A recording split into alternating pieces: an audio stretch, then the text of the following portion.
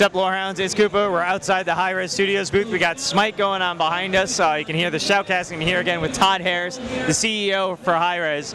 So Smite, this is the first time we actually get our hands on this thing, huh? Yeah, PAX is the first time we're showing Smite on the public floor. We took it behind closed doors to Gamescom and gave the press a little peek. But we're playing 5-on-5, actually 2 stations of 5-on-5, 9 playable gods, and people are playing a full match, having great reception. So we're excited to see all these people get hands-on with something we've been working on for a while. And so the clear thing is Smite was basically labeled as a MOBA, the multiplayer online battle arena, very DotA basically. And your big twist is you're actually down in the level. You're not on the isometric view. That's right, yeah. People read about Smite and their first reaction might be, does the world need another Dota-esque game? But we think it does, because we really changed it. And as you said, the key change is third-person camera and control. So instead of above the battle, you're right in the battle. So there's a few things that affects. Number one, motion.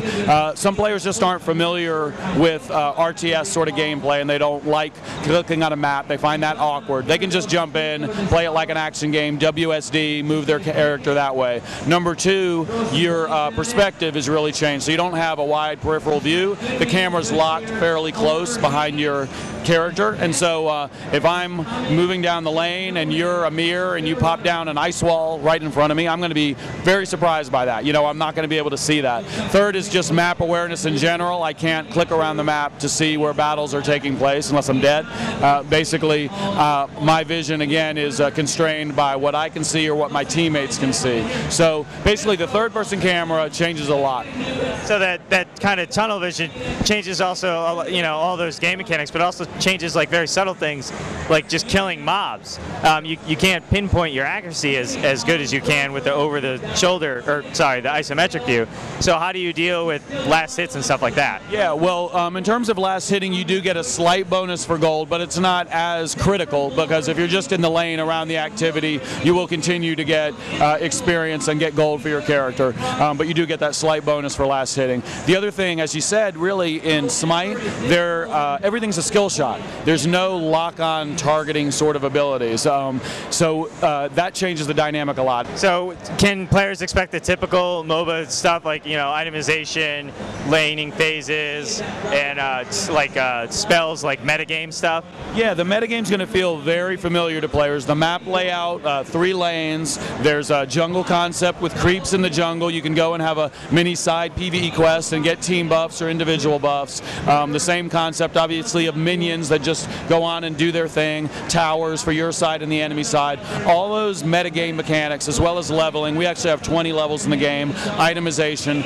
All those things are going to be very familiar. The end game's changed a little bit. The end altar is basically a boss fight. We have a Minotaur that comes alive, and you got to take down the Minotaur. And supporting that Minotaur, the final towers are actually phoenixes, which respawn. So if I take down your phoenix, then the minions in my lane will assume flaming weapons. They'll be more powerful. They'll help me push. And also with every phoenix that drops, the Minotaur is a little less powerful. His health declines. So that helps us resolve the end game. So of course you have the other heroes trying to kill you during this whole time. That complicates the things, you know. So those heroes or gods or goddesses can be kind of pesky.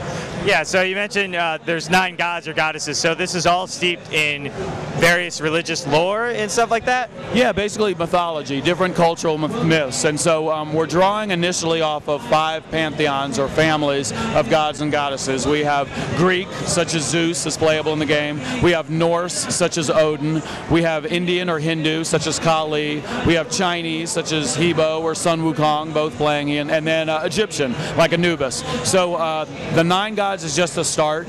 Our current roadmap is to have 6 gods for each of those 5 families. So to keep working until we have 30 gods. And of course, even beyond that, we'll look to release more to the community over time. So you're looking for 30 at release, and that's just everybody gets access to those 30, or how is that store going to work? Yeah, good question. So everyone gets access to the playable map, but the gods are sanctioned off. So basically, when you start playing, you'll have access to 1 god or goddess. You can unlock others through gameplay time, but if you want to unlock them more quickly, then that's a microtransaction. So you can unlock gods directly a la carte through microtransaction. The section item is boosts, so out-of-game leveling, akin to kind of summoner sort of leveling. If you want to accelerate that, you can get an experience boost, so that's a time or money trade-off. And then finally, cosmetic items, which are skins. You know, if you want your Anubis to look completely different, we've got some really cool ideas for that. So when can players expect a beta?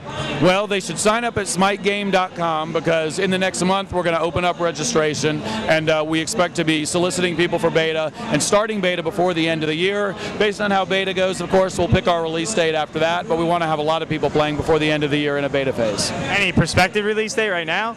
No, I mean, if I had to say right now, I'd say Q2, but a lot depends on how the beta goes. You know, we just are focused on making a really fun, well-balanced game. Well, we want to go play some more. All right, excellent. You may have to wait a couple hours, but you'll get in eventually. Thanks so much. Okay, thanks, man.